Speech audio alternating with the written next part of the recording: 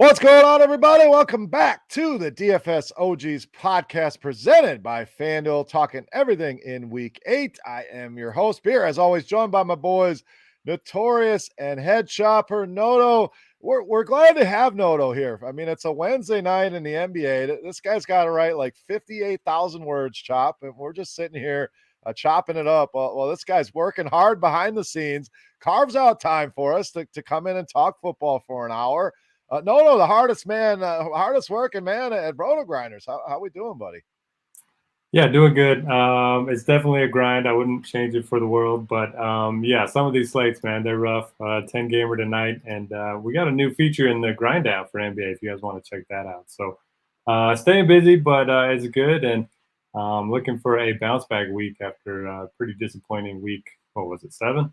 Week 7, yeah. We're almost to the halfway point here. Week 8 already. So we always talk about it. Stuff goes flying by. Before you know it, you're in the double-digit weeks in the NFL. Thanksgiving's around the corner. But speaking of the grind down, make sure you guys are checking that out. If you do play NBA, a must-read every single day, along with Rotogrinders Premium. You got to have a great set of projections to play NBA, stay up to date with the injuries, the news. So make sure you guys are getting that advantage. A ton of great information. And just add it to the tool belt. You got to have it. And in my opinion, some of the best news, information, and projections right here at Rotogrinders. So, Chop, let's get over to you, buddy. I know you're stinging as well. We talked a little bit of pregame. I see you rocking the Strohs cap, but Atlanta comes in and steals game 1. So I can sense the stress in you, Chop. Baseball is tough. World Series is tough. We were talking about it. Every pitch is meaningful. It's a fun playoff sweat, but not when you come out on the wrong side of it. So a little bit of a jab here at you, Chop, down 0-1 to the Braves, but how are we doing besides that? Yeah, we're doing all right. It's like you said, it's like I root for the Astros, the Rockets, the Cowboys, and then my Houston Cougars. There is no sport that is as stressful in the playoffs as baseball. In basketball, you don't even have to tune in until the fourth quarter. None of that other stuff. A 7-point lead in the first quarter of basketball, who cares? Like it's going to change. And in football, you can make up a touchdown. They drive down to get a touchdown. You got all game to make things up. In baseball, you could literally end the game with one swing of the at bat. If the opposing pitcher is good enough, is good enough, and you're not going to get that much run support. So every pitch is so stressful. I hate baseball playoffs, but I'm glad to be there. But I hate watching. I'll be glad when it's over with, and then I can start enjoying sports again. You're right. Now NBA, that fourth quarter is stressful. As my Bucks were making a run, that every single possession mattered, but your baseball is the whole way through. You get down a couple runs, and it's like, can we score enough runs to even get back in this game? So hopefully they get back on track tonight, game 2. Must-watch TV tonight, so I'll definitely be tuning in. But we are here to talk football, break down the Week 8 slate. Before we do, guys, first I want to thank the sponsor at FanDuel. We appreciate their support. Also, want to make sure you guys know about this contest. It feels like most of you guys know. Some of you may not know if you're just joining us for the first time. What it is, head over to FanDuel.com/OG and do it as I'm talking. Little two things at once, getting things done. Make sure you guys get in there right there in the Play Now button. You click that, you reserve your lineup, you come back at any point and fill it out. But what it is, a single entry contest, just a $7 buy-in in this thing. There's also season-long payouts for the people that perform the best over the course of the season. Now, if you haven't played yet, no sweat, because only your top 10 scores will count. So if you haven't done well, you've only played a few, you're just starting now, you are still very much in the hunt. The winner at the end of this thing, not to mention the weekly payouts. It's $500 to the winner of this tournament on a $7 buy-in.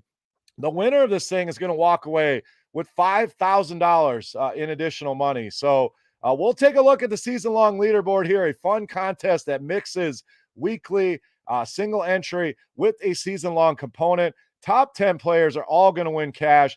Premium Rotogrinders memberships available as well, $10,000 in total prizes. So again, FanDuel.com/OG. Make sure you guys get over there and play against us. The three of us are in that tournament every week. You get Dean in there. You get Dan Box in there every week. A lot of Rotogrinders people. And we'll have a little shout out for somebody that won a pretty massive prize in this contest later on in the show. So congrats to them. And we'll discuss that here as we go along. But one more thing I want to touch on real quick, guys, before we get into the games. This whole Tom Brady 600th football, they end up giving this guy, it was about $97,000 when you get the Bitcoin and the autographed jerseys, a couple years of season tickets. Chop, I'm going to go to you here. This guy got hosed. I mean, plain and simple. That football is worth who knows how much. It's 600 touchdowns. They've never happened in the NFL. What is the value of this thing? And this guy just got I don't want this. He got screwed, man. I feel bad for this guy. But thoughts on that real quick before we dive into the games. Yeah, I don't know. I mean, if you're telling me it's worth more than 100K, then that's news to me. I would have no idea. I have no idea.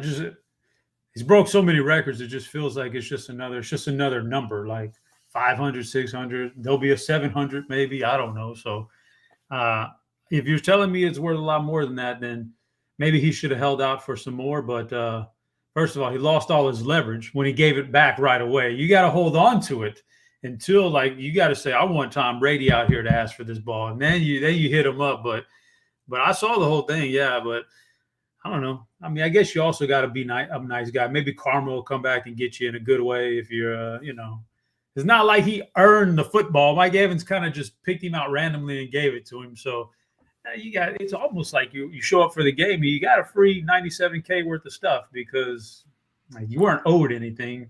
You didn't have to fight for that ball or anything. Somebody just gave it to you on accident. So I don't feel too sorry for him. I mean, right place, right time. I mean, again, yeah, 97,000. Sure. To me, this thing's worth a lot more than that. I mean, you said just another number. If it's 400 touchdowns, yes. 600 has never happened. Is it going to happen again? Is anyone going to play 48 years like Tom Brady? Who knows? Maybe that number stands forever. So, yes, he made out, no doubt. But no thoughts on this. Maybe I'm crazy, but I think this thing's worth a lot more than what he got. Well, my head has been stuck in the ground, grinding so many sports. This is the first time I'm hearing about any of this. But, hey, 97K for me to go to a football game, yeah, I'll take that. It's probably worth a lot more than that, 100%. But, I mean, like Chop said, it's not like he was owed anything. So, yeah, I'm in Chop's camp here. Hey, free money's free money. You guys are letting them off too easy. I would have held out, man. They're paying up on that one. That's Mike Evans' fault. I was in the right place, right time. I make the catch. I'm holding out at least a little bit more. So, all right, let's dive into the games here for week 8. Not as many buys here this week. Thursday night football is looking ugly. Quick note before we went on the air here, Davante Adams officially out for Thursday night, did not travel with the team. So we'll see if they have Allen Lazard. He's also on the COVID list. Do they get Marquez Valdes-Scantling back?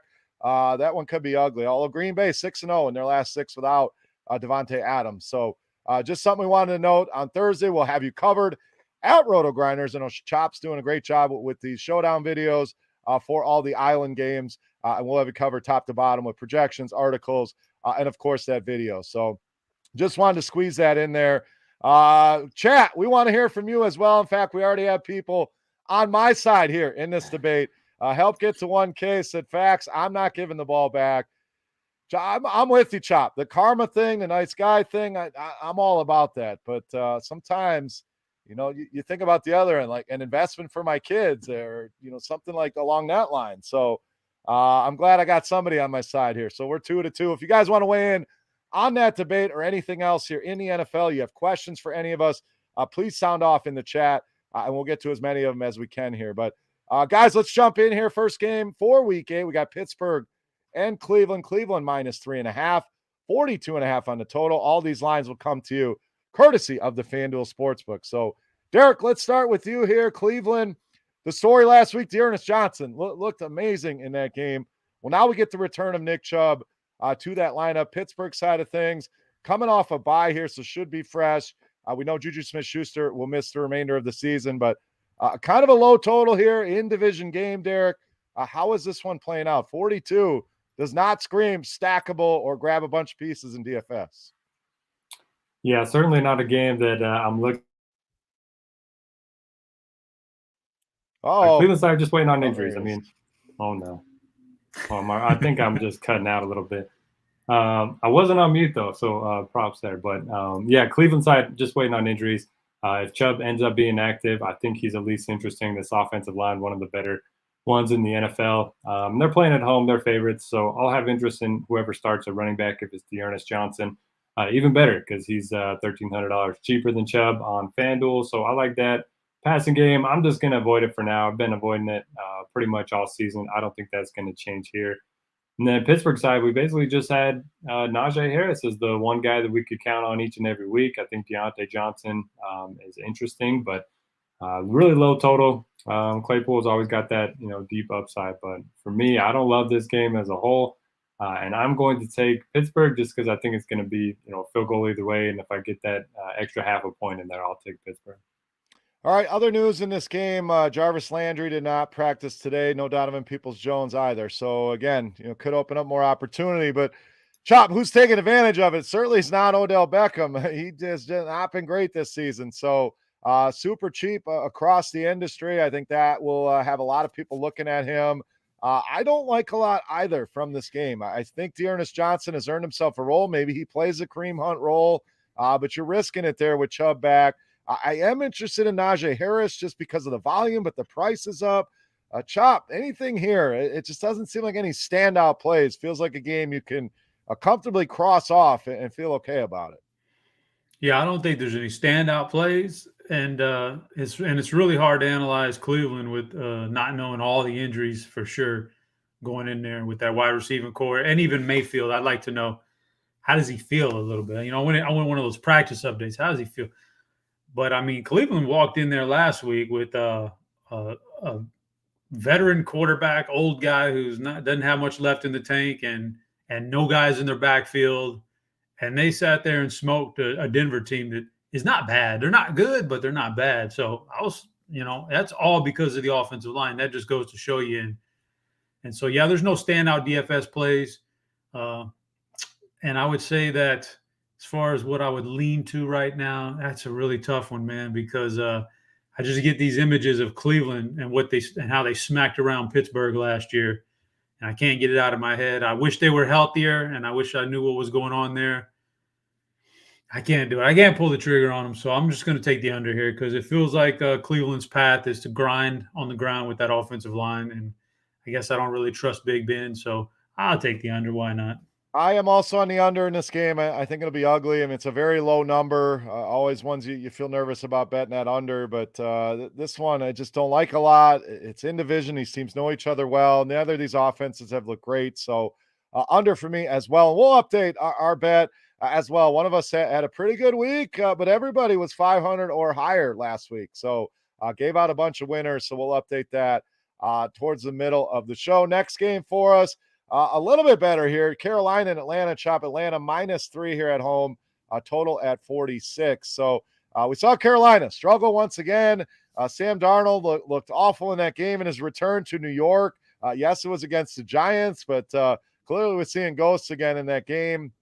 Robbie Anderson continues to get double-digit targets and do nothing with them. Atlanta side, offense starting to look a lot better. Getting Kyle Pitts involved. Ridley continues to get a bunch of targets. Cordero Patterson looks like he's kind of taking control of that backfield. So, Chop, this one a little bit more enticing here than that first game with this nice 46-point total here. Yeah, that Atlanta-Miami game last week, I thought it could be a shootout, and they were very close. They were just really close to actually getting there and shooting it out, but they didn't quite get there as much as I thought they would. But I think this has a chance to be that game. So the Atlanta side, I think, is good. I don't know how Cordell Patterson is doing this. I don't know, but he is doing it. So you got to keep him in your player pool. Matt Ryan and Calvin Ridley and Kyle Pitts is coming on. They're all in play. I actually think there's a good chance here for a Calvin Ridley breakout game. So I'm on that guy. And then on the Carolina side, man, everybody's going to shy away from Sam Darnold, and I don't blame them. With what's circulating out there. This is the kind of guy I gravitate to in GPPs coming off of a week like that where he got benched, nobody wants to play him. And yeah, they've already said they're going to start him. So I got a feeling he's going to bounce back in a strong way. I like Darnold. I like his wide receiving targets. I like DJ Moore the most because, like you said, Robbie Anderson, I don't get it. He's getting opportunities, just not doing nothing with them. Eventually he'll be all right. Chuba Hubbard hasn't been good since like his second year at Oklahoma State. I don't know what happened to him. Somewhere along that last year, he just got He just hit a wall, and he hasn't regained it. But it's a good enough matchup for him. But I'm really on Darnold and Moore here. I think this game has the chance to be the shootout, so I'm going to take the over in this game. I'm with you on Darnold. I mean, you can't be as productive as he was in the first couple weeks and then say this guy's garbage. He has it in his range of outcomes to do well. So I love going back to him here. And the big plays I like here, I'm with you, Chop. DJ Moore, and I really like Calvin Ridley on the other side. But Atlanta giving up 2.5 passing touchdowns per week, third most fantasy points per week to the quarterback position. So I think Darnold knows my job. I got PJ Walker sneaking up behind me. So I do think he bounces back. So it feels like a nice little stack, Derek. Darnold, DJ Moore, run it back with a Ridley or run it back with a Kyle Pitts to knock that tight end position out. But this one's certainly a lot more enticing than that first game. Yeah, for sure. And it's funny how quickly, we turn on players. I mean, the first couple of weeks, Sam Darnold was scoring 30 fantasy points every game.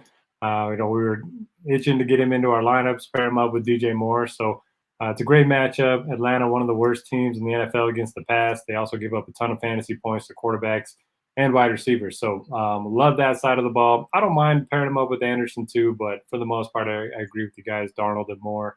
And then the Falcons side, yeah, you just take your pick. I mean, Patterson up to a 73% snap rate last week, which was his highest of the season. They're playing him both as a running back and a receiver. And he's getting the touches. He looks great out there. So, yeah, I mean, I'll go to him. I haven't played him yet this season, but this might be, the time where I finally get on him. Kyle Pitts just looked amazing last week. He was making some incredible catches. I think the rookie tight end thing's kind of passed him at this point. He looks just like the superstar out there. So I don't mind going to him. And then, like you guys mentioned, Ridley's going to have a breakout game. It's only a matter of time. So I like a lot of pieces in this game. And as we often say, when that's the case, you take the over. I'm also on the over here, so we'll see if it goes to the parlay card. Chop, did you make a pick on this one? Yeah, I took the over, didn't I? Okay, somehow I missed that. So we're adding that to the card. Last week, we only had one bet on the card. That was the Tampa Bay Bucks minus 12.5. And we know how that turned out. So we'll add this one and we'll see if we can build a little parlay. I want to get this comment in the chat. UE2K, I don't know the exact pronunciation, but it says, why all the Patterson hate from the DFS community? He's a utility knife of a player. He's an awesome story. I love the guy. We're not hating on Cordero Patterson at all. I love to see it as well.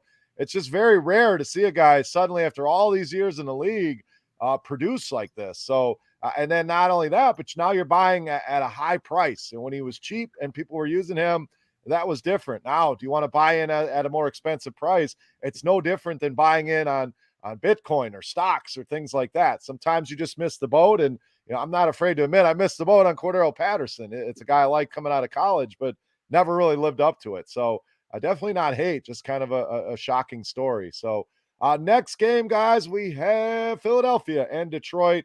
Philly up to minus 3.5 here. A pretty high total here at 48. Derek, we'll stay with you. So the story here, Jalen Hurts continues to be productive in fantasy. I mean, this guy's basically given us a 21-point floor. We know he has 30-point upside, but there are whispers that he may eventually be benched here, this team not producing. So I think that will help us this week. I really like Jalen Hurts. In fact, he's probably my favorite quarterback on the board this week.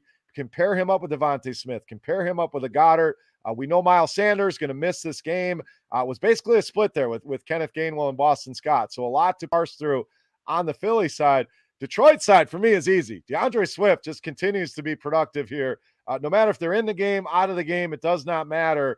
So I really love the Philly stacks running back with DeAndre Swift here.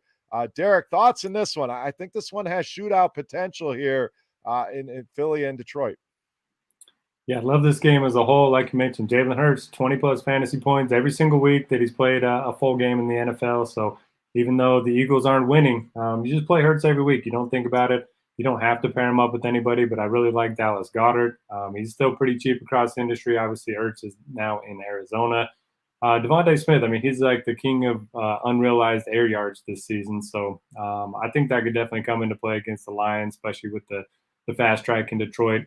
Probably won't mess around with the running backs. I mean, Gainwell's fine. We've seen him with some pretty nice runs and some pretty nice catches so far this season. But I have more interest in the passing attack. And like you mentioned, you bring it back with DeAndre Swift. Philly was known for their front seven the last couple seasons, but they're 29th in DVOA against the run. They've allowed the third most fantasy points to running backs this season. So, yeah, give me all the DeAndre Swift, and maybe you do a double tight end lineup with Goddard and Hawkinson. That'll be contrarian. Yeah, I don't hate that. Hawkinson's kind of been a disappointment, no doubt, but I agree with you on Dallas. Goddard, Smith, I love that double stack with Hurts, Smith, and Goddard. Definitely one I'll be using a lot.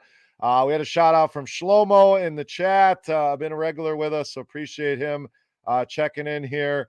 Ewy back with a question. Will Hurts and Swift both do well if their teams aren't way behind here? So that's a good question. Swift has done well in almost any game you can envision. I mean, they got off to a hot start against the Rams. He does well. They're playing from behind. He's going to catch a ton of passes. And Hurts, you're right. If he could put the full game together rather than just putting a Superman cape on in the second half, who knows what the ceiling outcome could be. So that's why I'm a big fan of Hurts this week.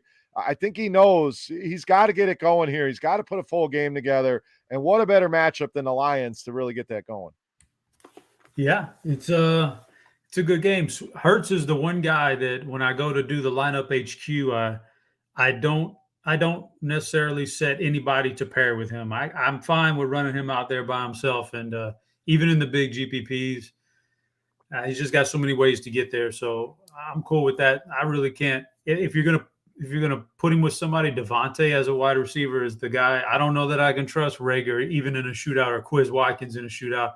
Don't know if I could trust these running backs. I just don't know what they're going to do with them.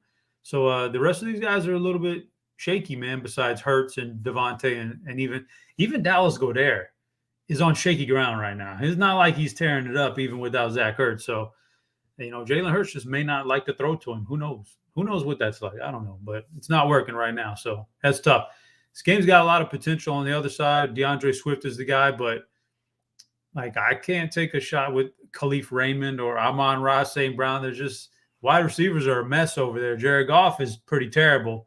Jared Goff needs to be in the shootout for him to get there. I mean, not a shootout, but playing from behind, / shootout where he's just like that first game of the year. Otherwise, he's kind of garbage too. So for as good of a game script as it is here, I'm kind of just on Swift, Hawkinson, Devontae, and Hurts, and that's where I'm lying with that one. So, what's the spread on this one? I need to update the spread in total here. We got Philadelphia -3.5. The total is at 48. And what is everybody taking so far? Nothing. I might have missed Derek's. I'm going with the Lions here. In fact, you got me. I'm with the Lions too. I think the Lions win this game. In fact, I've seen money line. Right? Yeah, money line was plus 158 at FanDuel the last I checked. So this is the one that they're going to win, and this could be the end of Jalen Hurts. So play him while you can. Again, I like him a lot in this matchup, but they go to Detroit and lose. You may see a quarterback change coming. So, Chop, you're with me on Detroit? I'm in there. I do like Detroit. All right, Derek. You guys, we've tried this before. Detroit 3.5 point underdog. I'm not going to put this on the parlay card. I just can't do it. I do think they'll be competitive. So I think both teams are going to put up points. Give me the over. All right, I'm glad you did that. As much as I like him here, I don't want him on the parlay card for some reason. Like I said, they burned us there before in the same spot. I think that was the Cincinnati game. We know how that ended. So let's move on to our next game. Another huge spread here with the Rams. We got the Rams coming to Houston -14.5 here on the road, Derek. So Chop. We'll stay with Chop here. Houston boy here. I know Dallas is his team. Chop, we got to know why you abandoned the Texans. I know there wasn't a team. The Oilers your team, and then they left, and you went to Dallas. How did that all play out? No, when I was a kid, it was the Houston Oilers, and my dad loved the Oilers. He loved the Oilers a lot. There was a Monday Night Football game when I was a kid. It was Dallas and Miami, and it was Marino and the shootout, and something triggered me. I don't know. You can't explain things when you're a kid. So something triggered my fascination with that star and that helmet. And when I was a kid, so I was a Dallas fan. So, and plus, Houston Oilers were actually good for a while there. And my dad would jump around and yell at the TV, and I didn't much care for all that. So I kind of didn't like the Oilers. I was the opposite. I was not a fan. I actually didn't like them because of all that. So just a Cowboys fan just jumped out to me, man. But Texans, went, I don't know, big old change. I remember when the Texans first came into existence, but I wasn't. I'm just not into them. So, and they're terrible now. So I'm glad, because I won't touch anybody in DFS here. I think they're a bad team. This is the team that we thought they were at the beginning of the year when we were telling everybody that these guys could not win a game this year, maybe. And they surprised us the first couple weeks, but they may not win a game from here on out. So the Rams are going to steamroll them here, I think. And I'm not on any Texans. I don't even want Brandon Cooks in comeback mode. That just doesn't work sometimes. So the Rams, I think you put all those pieces are in play there. You just don't know how they're going to get to that 5 touchdowns. I think they do score like 5 touchdowns. They'll spread it out however they are, but they'll get there somehow. So all the pieces in play for Rams, none of them are in play for me for Houston. And I think it's another big blowout here. So go ahead and give me the Rams. Why not? All right, Rams for Chop. I'm going to disagree here. I'm going to go with Houston, and I know they've been bad. I don't disagree with your points. They're terrible. The Rams have been on a roll, no doubt. This offense has looked terrible. But there's word Tyrod Taylor may come back, and I know it's not a major news point, but he's got to be better than Davis Mills.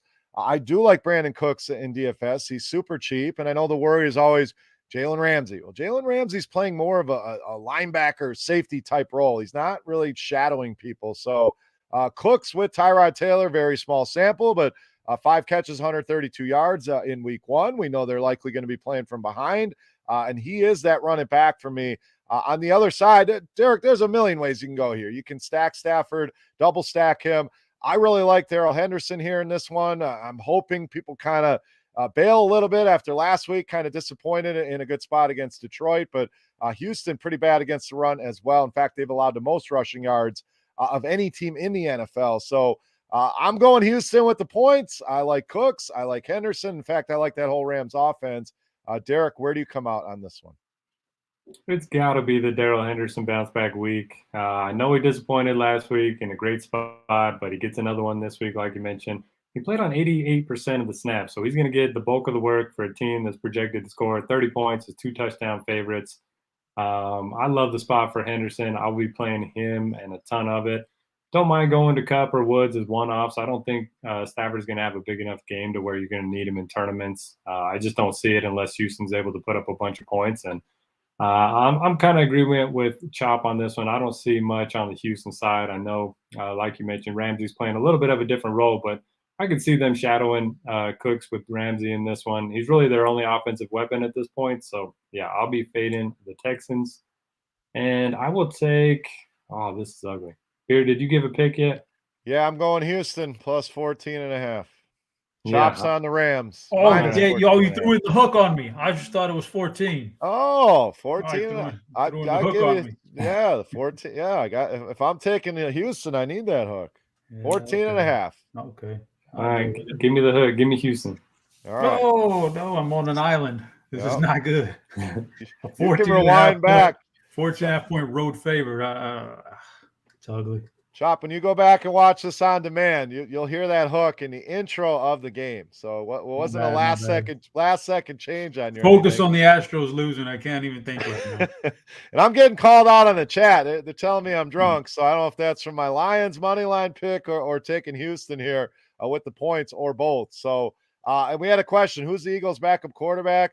The stash, baby. Derek knows him well. Gardner Minshew, just waiting now that Joe Flacco was traded to the Jets. So some whispers for Minshew to get in there. Derek, I don't know what they're thinking, but Jalen Hurts clearly better than Minshew, but who knows?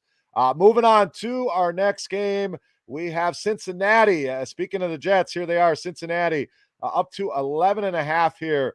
Road favorites total just 42.5. And we know the news with the Jets, Zach Wilson going to miss this week. So who is I forget the damn dude's name, Mike White or something, Chop? Like, give us something. I watch a lot of football, not as much college as you do, Chop, but who in the hell is Mike White? Well, that's a good question. So when Chop doesn't even know, I mean, that's like, okay, well, some character named Mike White is the starting quarterback here for the Jets. So very low team total here. Obviously, Derek, we'll stay with you here. Cincinnati's defense becomes a play. Mixon, Burrow, Chase is lighting the world on fire right now. So who can we not play on Cincinnati? Is there anything on the Jets here to go to? Well, as for Mike White, looks like he's an undrafted out of Western Kentucky back in 2018. Well, no wonder we don't know who the hell he is. So yeah, don't know a lot about them. They're going to be trailing in this one. I know, in prior DFS years, we kind of looked to punt at the quarterback position, but that's no longer the case. I will not be playing any Mike White, and it's hard for me to play the receivers when I don't trust the quarterback. So I don't think I'll go there. The backfield is still a split. I know Michael Carter is the best of the bunch, but it's not enough for me on a full slate. So pretty much a full fade for me on the Jets. I think the Bengals defense is certainly interesting. And then Joe Burrow's looked awesome. He's been aggressive. He's got Jamar Chase just, out there looking like he's going to break records every week. Nobody can bring him down. It's hard not to go to Chase right now. Even though he's, the most expensive of the three receivers, he has been the best. So I like that. I'm always fine with some Joe Mixon, but P. Ryan's looked good too. So maybe he's earned himself a bigger role moving forward. Overall, low total. Don't feel great about stacking the game or anything like that. But give me the Jets to cover the 11-point spread just because low scoring game. I think they might be able to keep it within a couple scores. Wow. We have a Mike White believer. Derek going with the Jets. I did not see that coming, Noto. So kind of a shocker here. But Chop, Jets, it's tough to trust anybody. I'm with Noto there. Cincy, I love Chase. I really like T. Higgins. Got a ton of targets in that last game. I think it was like 15 targets. Hasn't had the monster games that Chase has had, but I think it's only a matter of time before he has that. The price between these two guys is really starting to separate. So I really like T. Higgins here. I worry a little bit about Mixon. Derek, you mentioned P. Ryan working in.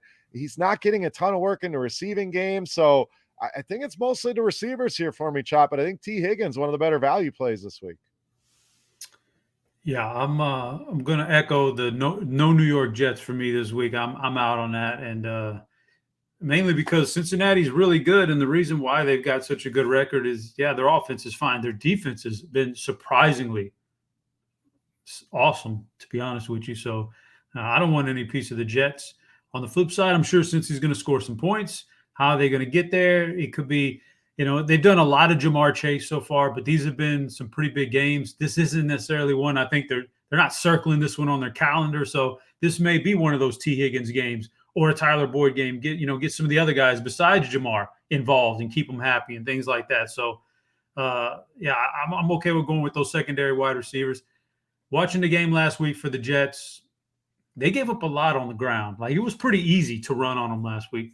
So I'm thinking maybe this may be like a Joe Mixon kind of a breakout here where he busts off a couple long ones, because that could have been a much, much bigger game last week on the ground for New England and Damian Harris. He already had a big game, but he could have gone for 200 yards almost if they would just feed him. There was a lot of weirdness going on with New England. But, I'm on Cincy here as far as the DFS. No New York Jets. But I can't go back to another double-digit road favorite. So I just got to go with the under here. I am also on the under in this game. The line, I can't go the Jets. I don't want to lay the 11.5 with Cincinnati. As impressive as they've been, I can just see the Jets kind of staying close, this game being ugly. The Mixon call, Chop, interesting. The Jets have allowed the most FanDuel points per game to running back. Not even close. They're averaging 34 points allowed to that position. Next closest is 27.5. So most touchdowns allowed as well. So Mixon certainly intriguing in this matchup, no doubt. So I'm going under with you as well here, Chop, at 42.5. Next game, this one should be fun. Tennessee and Indy. We got Indy minus 151 on the total. So this one continues to be bet up, Chop. So huge game here for the Colts. Tennessee on a roll here. The Colts pretty much in a must-win to keep competitive here in the division. So Tennessee, again, big win against Kansas City. A.J. Brown finally looks back to normal. We saw Tannehill have a decent game. Julio's healthy. Derrick Henry, we know, has been a steamroller. On the other side, Jonathan Taylor. We have Pittman. We have T.Y. Hilton back in the lineup. So, Chop, this one's going to be stacked a million different ways. I guess the question is always, how do we get different here? What are you seeing in this one, Tennessee and Indy? Yeah, I think they're all in play. All the cast of characters that normally you would be in play are in play in this game because it's looks like a pretty good one. Tannehill, Henry, Brown, Jones. For the Colts, yeah, I give them credit. They're trying, man. They should have beat Baltimore in Baltimore, and then they did go into San Fran last week, and they actually beat San Francisco. So they are they're there, man. They're just like really a couple plays away from being a pretty decent team right now. Give Carson Wentz some credit, so I think he puts up a pretty decent game here against Tennessee. That's got to go to Michael Pittman. I don't see any way around it. So it's got to be Pittman and Jonathan Taylor taking on like all kinds of work, man. We thought he was just a game script dependent, got to get ahead and let him grind out 25 carries. No, he can get it done in the passing game. Just basically like any good running back, just get them in space and they can do well. So I guess they've finally learned that lesson here. So yeah, it's tough for me to pick a team here. So I'm going to take the over. There's just a lot of things that could happen here to help this thing go over. So give me the over. All right, Derek, I'll put my pick in here. I just think Tennessee is the better team. I know Indy's playing well right now, some impressive wins of late, but this Tennessee team on a roll. I'm hoping last week was not kind of their Super Bowl against Kansas City, and we see a letdown here. But I just think on offensively, especially, we know the Colts have the better defense of the two, but to me, Tennessee's the better team. So I'm going to lock them in at +1 here on the road. Thoughts here, Derek? Best bet, DFS. What do you got? Titans and Colts. Yeah, I love this game from a DFS perspective. I don't have a ton of interest in the quarterbacks, but like Chop mentioned, I think the passing game is going to go through Pittman. He's looked great so far this season. Wentz currently, or obviously trusts him. And then on the other side, A.J. Brown, a couple of nice weeks in back-to-back games. So I like both of them kind of as standalone plays rather than, pairing them up with their quarterbacks. And then the starting running backs both look awesome. Derrick Henry, 31 touches again last week, didn't find the end zone, but still another big game for him. And then Jonathan Taylor, like Chop mentioned, just been getting more and more work every single week. This game has a high total. You can run on both of these teams. So, yeah, I like it quite a bit. And I think you can build some interesting 2-and-1 stacks, using the running back and wide receiver. We used to see Derrick Henry and A.J. Brown, just individual plays winning the Millie Maker. So I don't think that's out of the question here with, the running back and the wide receiver one on either side. For my pick, I'm going to go with the Colts. We're going to have 3 different bets in this one. I'm a believer in what I've seen in the last couple of weeks. I trust Frank Reich. And, yeah, I just think Titans, like you mentioned, I think they might be in a little bit of a letdown spot after just trouncing the Chiefs. Man, boy, was I wrong about that. I used Mahomes as my quarterback last week in cash games. That was not pretty. Yeah, what a disaster they've been. So we'll see if they can turn the ship around. But it's been a mess there with the Kansas City Chiefs. So next game we got Miami and Buffalo, another big spread as you'd expect. Buffalo -13.5. Big total, Derek, at 49.5.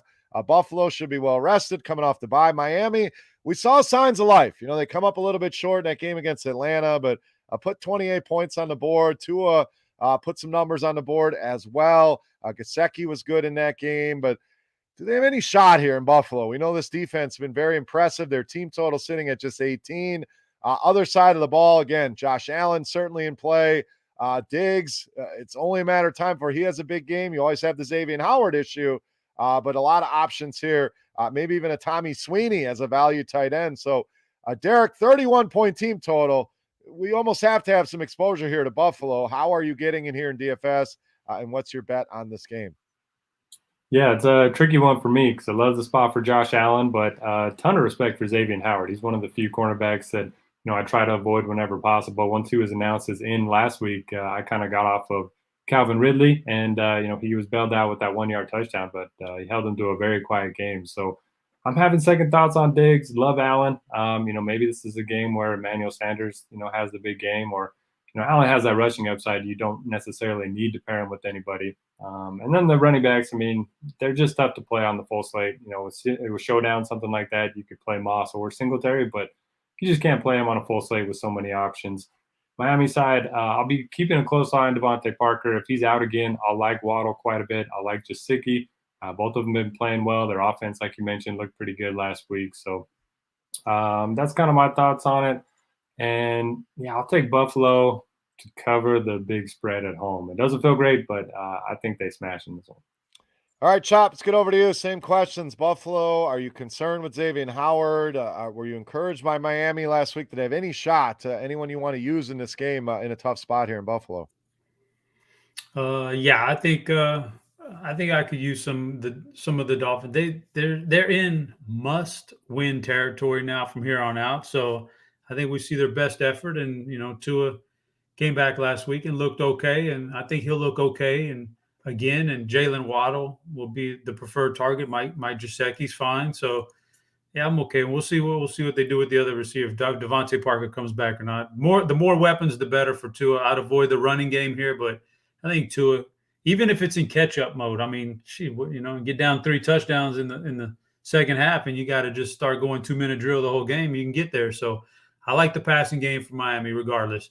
For Buffalo, they can get it done anyway. That's what's scary for DFS is they may take Diggs away, but guess what? This guy has no problems going to Sanders, Beasley, a tight end, Tommy Sweeney. Who knew about Tommy Sweeney before he blew up the showdown slate a couple weeks ago? So, and then when all that fails, they can run it with Zach Moss, which they've shown a tendency to do lately. So it's a tough offense to pinpoint for Buffalo. That makes it scary for DFS. Makes it great for real life, but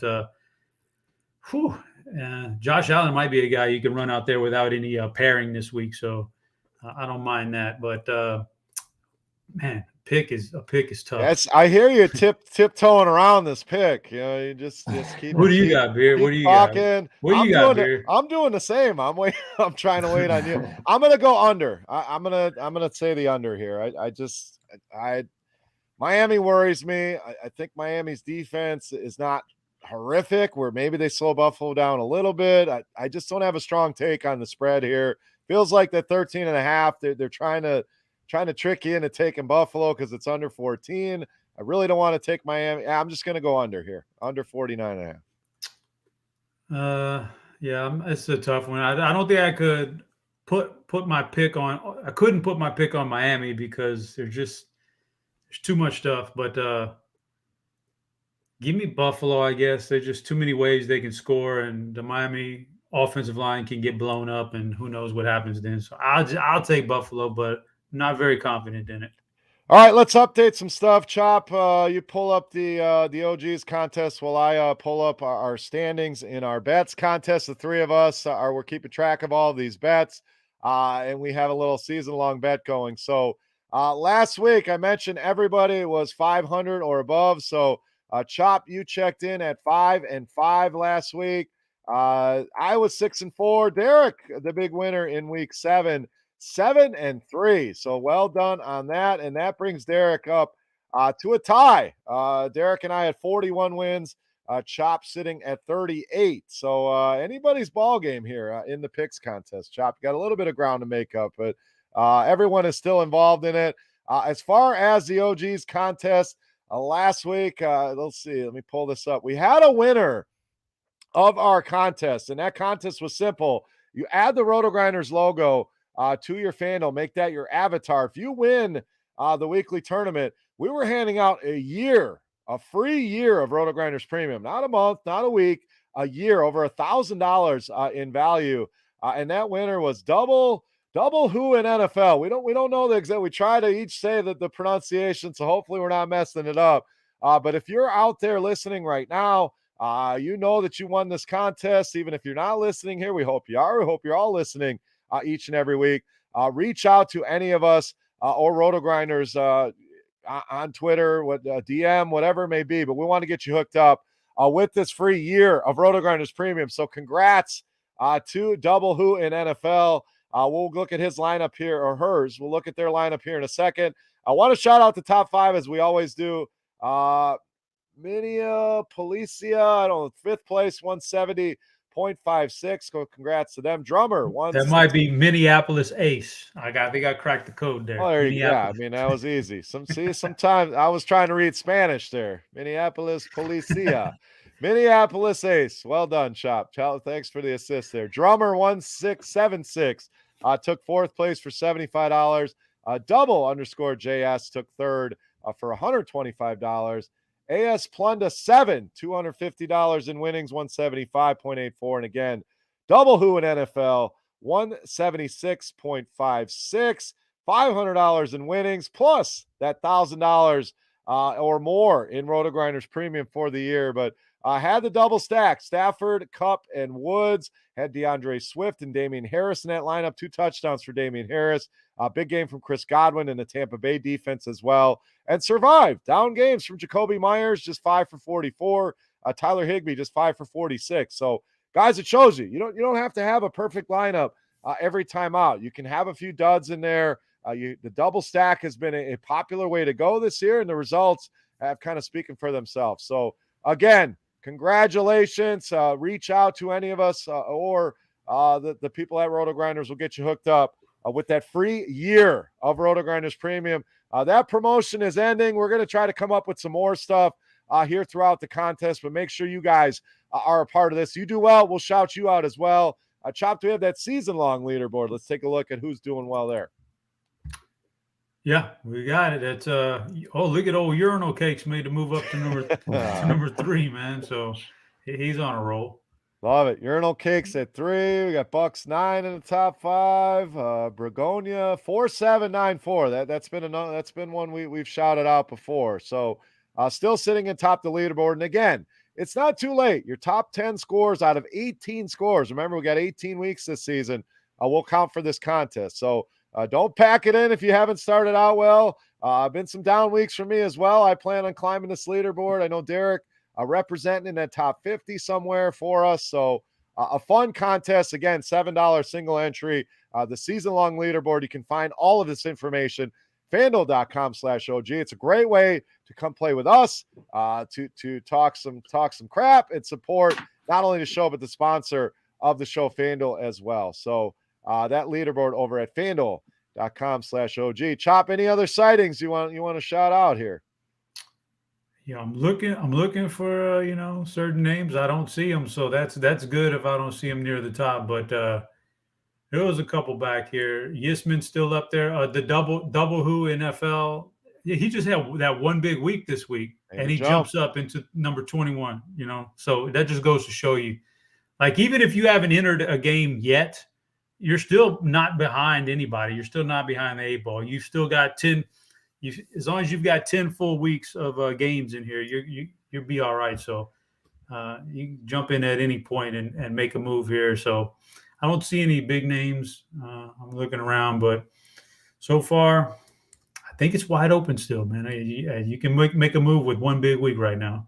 Absolutely. All it takes, 1 week to jump up that board. So, share it with your friends, get some people involved. There's only 500 spots in this contest. So again, best way to thank the sponsor of the show. If you guys enjoy what we do each and every week, let's fill this thing up at FanDuel.com/OG. All right, let's move on. Let's get back to the games here for week 8, guys. We got San Francisco and Chicago. San Francisco -3.5. Total at 39.5 here, Chop. So kind of a disaster here in this game. It's obviously going to be tough to find some spots here. Elijah Mitchell's look good, but not really involved in the passing game now that Hasty's back. Debo's been a bright spot for that offense. Chicago, it's really tough to get excited about anything. Khalil Herbert's look good, but low total game here. So what do we do with these guys? Allen Robinson, get a ton of questions about him. Darnell Mooney, I'm pretty much hands off on this game. I'm having a hard time finding anything I really like here, Chop. Somebody from San Francisco is going to have a good game. I don't know if it's going to be Mitchell or Debo or Ayuk, but somebody will have a good game for them because they're going to put up some points here, a few touchdowns. And so, you could have one of those big breakout games from Samuel, which he's had a few of them this year, or Ayuk this could be his week. So I don't think San Francisco's off limits. There's a few of them that I still want to play. Chicago Bears for me are off limits. Allen Robinson, poor guy, man. Just a great wide receiver, just getting stuck. Just getting stuck year after year with bad quarterbacks. And this is the nut low for him. And it's crazy to think he's been with some Blake Bortles and some other guys, and this is the nut low. They cannot get him the ball. So I'm off on the Chicago Bears. There's a few Frisco guys I'm keeping in my player pool. Don't love them. Certainly wouldn't stack them or stack this game, but that's a rough loss for San Francisco last week. I think they're going to come back with a vengeance, so give me the 49ers here. All right, Derek, over to you. I don't have a ton on this game. I think it's ugly. I would abstain from a pick if I could here. I'm going to go under on 39.5. I know it seems insane, like the lowest total we've probably seen all season, but this game just screams ugly to me. So they'll probably score 70 here in this one, but I'm going under here. Derek, what do you got? Yeah, this one's ugly. And, I asked you guys about your, optimal strategy for our OG contest on FanDuel. And you guys were saying, take some more chances because you do have those scores that are going to drop out of your top 10. And so I tried to do that last week. I played Justin Fields in the OG contest. And boy, that was rough. I figured, hey, they're going to be trailing and you can't run the ball on Tampa. But he can't throw the ball either. So that's quite a problem for a quarterback. So for me, going to be fading the Bears. It's just hard to trust anyone at the moment, plus not a great matchup. And 49ers, I'm fine with Mitchell and Samuel and like the Millie Maker type of contest, but you guys mentioned it's going to be a low-scoring game. And Beer, I'll just I'll hedge a little bit since we're tied, and I'll go the under with you. All right. Again, tough to be excited about an under 39.5, but that's the kind of game we're dealing with. So let's get out of here. Let's move on to Derek's Jacksonville Jags coming off a bye, traveling out to Seattle to take on Geno Smith and company. Seattle -3.5. Another low total here, Derek, at 43.5. So another game. It's tough to get super excited about this one, but Jacksonville, well rested. We got the DJ Chark news. He will miss the remainder of the season. So any interest in Laviska Shenault? A lot of people come into the season had high hopes for him. We've seen some decent games, but no real major games. Marvin Jones has kind of fizzled out here. Maybe the bye week helped him. James Robinson could be a play here for us. Seattle. I mean, these receivers are just hamstrung right now. DK Metcalf gets that long touchdown, then we basically don't hear from him again. Lockett has basically done nothing since Smith took over. Collins could be a play here, but Derek, mainly James Robinson for me. And then I asked the question, which receiver do you trust here with Jacksonville? And do you have enough trust in Trevor Lawrence in this spot? I think it's a tough spot for Lawrence, traveling across the country, playing a tough Seattle team. I know they're coming off of the bye week, but tough spot for him. I do like James Robinson. He was up to 85% snap rate his last game. And I could get a little bit of Marvin Jones, Shenault. They're cheap enough that they don't have to do, a ton in order to pay off their salaries. Seattle side of it, we saw way too much Rashad Penny for me to feel comfortable with Alex Collins. I know we want to play running backs against the Jags, especially, as home favorites, but Penny worked in a lot more than I was expecting in that primetime game. And you mentioned that Lockett just hasn't been the same with Geno at quarterback. So for me, give me some Metcalf. He was kind of locked up with Lattimore in that game against the Saints. The Jaguars clearly don't have Marshawn Lattimore type of cornerback. So I think he's going to have a big game. And then don't mind bringing it back with some James Robinson. And I'm betting against the Jags. Give me Seattle to cover the spread pretty easily. A little hedge life for Noto. Yeah. Betting against. I mean, it's never wrong doing that. Your team loses, at least you made a few dollars on it.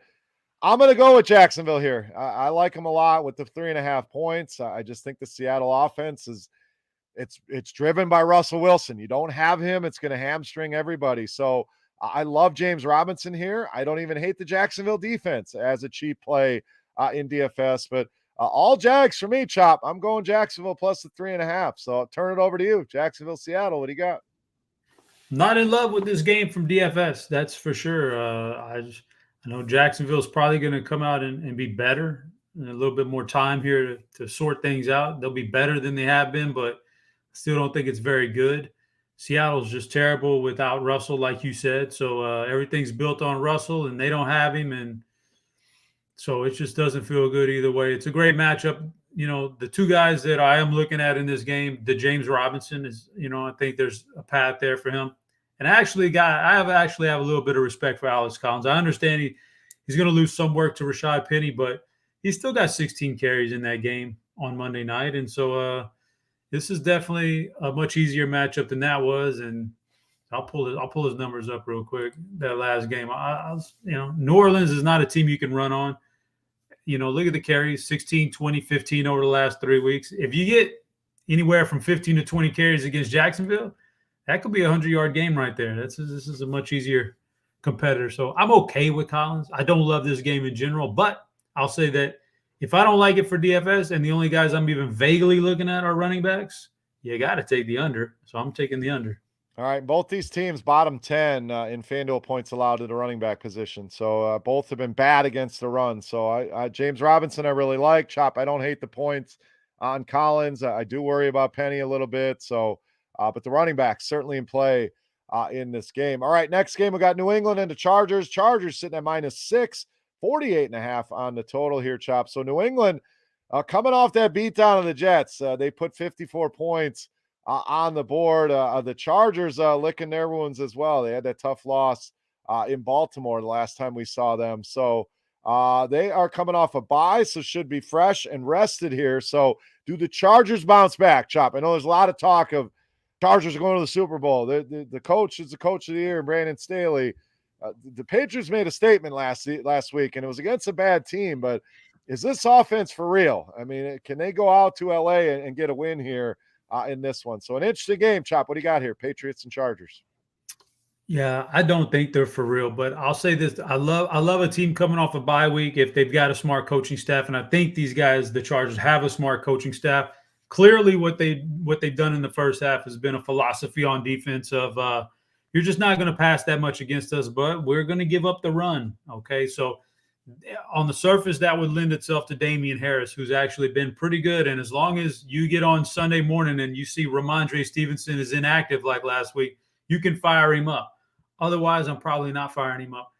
But you're coming off a bye week. I think the Chargers can address some of those issues on defense. I think it's going to be tough for New England to do anything on offense. I'm certainly Mac Jones, man.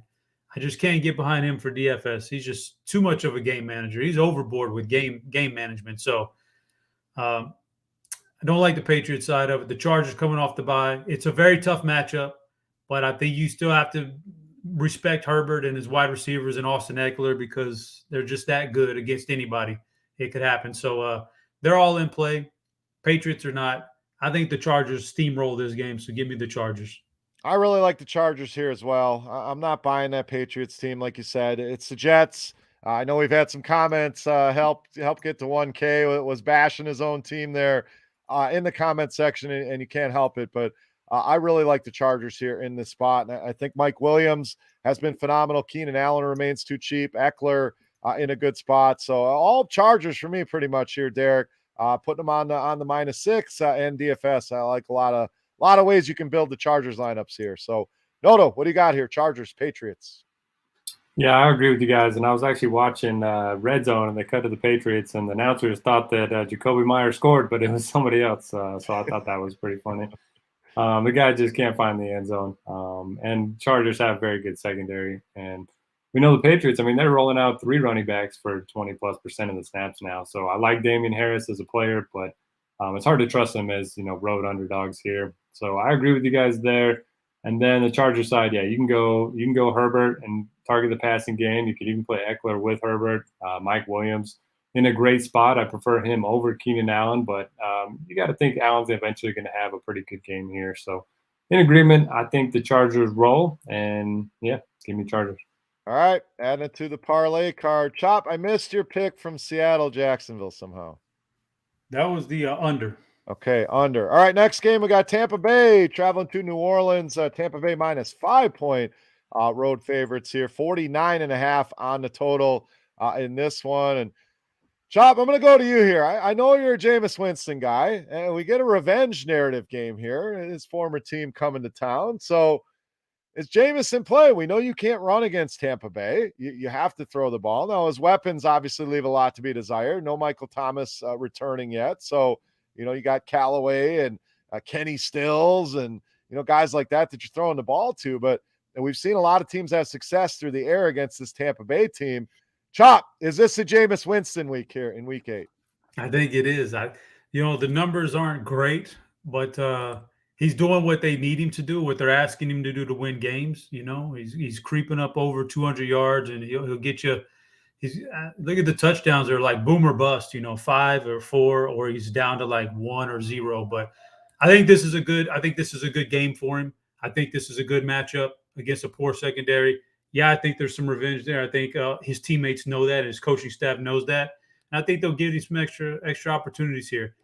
And Traquan is back, and that's probably probably his favorite target right now. There's no Mike Thomas, so we don't know how it's going to play. But I think Traquan may be his number one guy, and he's just kind of been stuck with Callaway and Harris and those guys.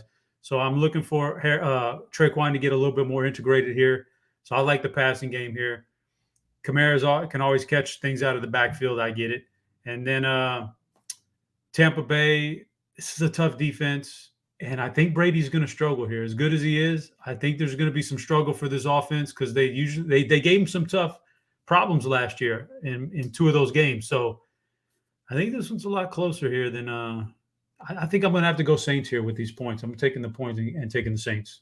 All right, I agree with your opinion there. Brady might struggle. I think Jameis could be a solid value play that nobody wants to play. He's been a game manager. Well, you can't be a game manager against Tampa. They're going to put up some points. That being said, I do think the struggles will be there. Looks like no Antonio Brown potentially this week. Word is he's on a crutch. They do get Rob Gronkowski back. We also have the Mike Evans, Lattimore battle. Lattimore has owned Mike Evans, so it really feels like another Chris Godwin week here. So I do like him. Other side, I like Jameis in the passing game. You can always play Alvin Kamara, especially against a team I like Tampa Bay. But I'm going to go under. This one's kind of ticked down. It's down to 49.5 in the FanDuel Sportsbook.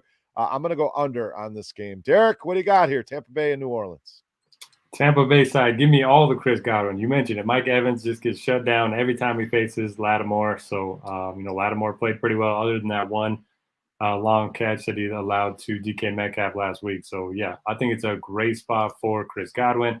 On the other side, I know Traquan, Chop, you said he's like the number one guy, but did you see him and Winston going at it last week? Yeah, they were arguing.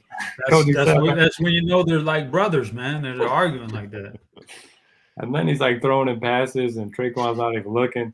That was just an interesting game overall. But Kamara had 21 touches in the first half last week, 31 overall. They're just going to force feed him the ball in the passing game. I don't think he's going to get a lot going on the ground, but Kamara's probably the guy for me, bringing back with Chris Godwin. And I will take – two good defenses. I'll take the under 2 here. I'm on a lot of unders. Just looking at it here, that's about 5 or 6 unders. So hoping for a low scoring week this week to keep the picks rolling here. But last game for us, kind of a dud. Washington and Denver. We got Denver -3. Another low total here at 43.5. So Washington struggled last week in Green Bay. We'll see how long the leash is going to be for Taylor Heineke. Antonio Gibson has been a disappointment. McKissick working in a lot. McLaurin did not practice as of this recording on Wednesday, so we'll keep an eye out on that. As far as the Denver side, you got the split backfield. You have Sutton, who's been great, but now you get Jerry Jeudy back in that lineup. So, Derek, we'll stay with you here. Another game. There's not a lot jumping off the page here in this one, Denver and Washington. Yeah, not a lot. Generally try to avoid players going into Denver, but Washington's at least a little bit interesting. The Broncos, I think they're missing both of their best run-stopping linebackers. We saw Cleveland run all over them last week, so maybe an interesting spot for Gibson if they can build a lead. He'll at least have a chance to get 20 touches. McLaurin, Ricky Seals-Jones are always fine, especially if they get down early. But again, it's a tough spot. 20-point team total there. Broncos side, Sutton's fine. He's really the only guy that I've been targeting there. So I'll have a little bit of him. But ugly game overall. And I will take this one's tough. I will take Denver. I am also going Denver. I just think they're the better team out of these two. Washington has looked good in spots, but that defense is bad. I'm intrigued with Jeudy as a play this week. I don't think a lot of people are going to feel comfortable pulling the trigger. And I would love to play Javonte Williams, Chop, but Melvin Gordon's just not going to go away. Yeah, that's one of the reasons why I don't like either one of the running backs or running back tandems in this game. I'm really not on this game either. I would one off Terry McLaurin on one side or one off Cortland Sutton on the other side. I actually have a lot of love for Cortland Sutton this week, even with Jerry Jeudy returning. So those are the two plays I like for DFS for this pick here. At some point, Washington has got to win a game and cover a spread. So I got to take Washington. I just think they're so fraudulent from that early season schedule that was really easy. Washington's got to come through here, I think. All right, that will wrap it up. Made it through all the games here with all of our favorite DFS plays, our favorite bets of the week. The parlay card ends as a 2-team parlay. So the last few weeks, we've only given one that we agreed on. So we agreed on over 46 in the Carolina-Atlanta game. We also, all three of us agreed on the Chargers -6. So we will continue to update you guys on our bets. Again, make sure you guys head over to FanDuel.com/OG. Come play against us. Let's fill this tournament this week. Only 500 spots. Go reserve a spot. Come back, fill it up. Tell your friends, tell your grandma, whoever it is. Let's fill this contest up. FanDuel.com/OG. I want to thank them again for sponsoring the show. Guys, final thoughts here for week 8. Chop, what do you got? Yeah, it's just another fun week. Looking forward to Sunday, because that means that maybe the World Series will be over with and I don't have to watch it anymore. So I'm really looking forward to getting this next week behind me and then, enjoying it. We are. Oh, you guys?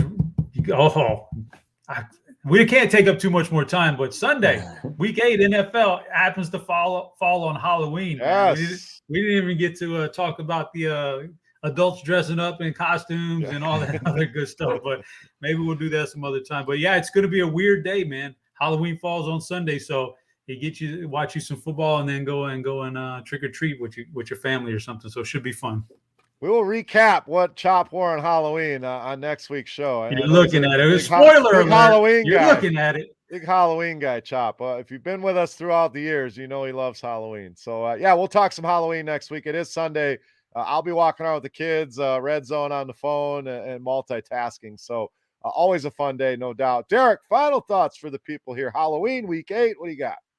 Yeah, great time to be a sports fan. We got the World Series going, NFL in full swing, NBA in full swing. We got some crappy golf tournaments as well, if you want to check out that content. But, yeah, do you guys give out full-size candy bars? I've always wanted to do it. I think I might do it this year. Oh, that's baller status there, man.